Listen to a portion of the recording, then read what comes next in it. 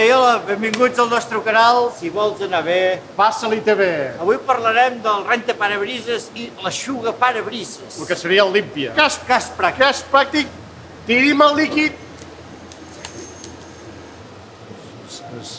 Vas? Així no es pot fer un canal de res.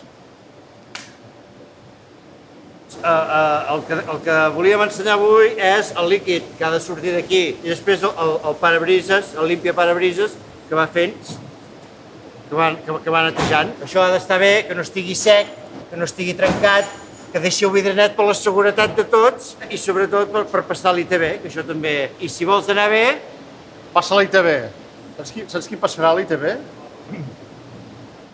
I recorda, per passar l'ITV, cal comprovar que hi hagi líquid en el dipòsit del rentaparabrises, que el mecanisme funcioni correctament i que les gomes de l'eixugaparabrises no estiguin trencades ni desgastades. Si no passes, passa-la.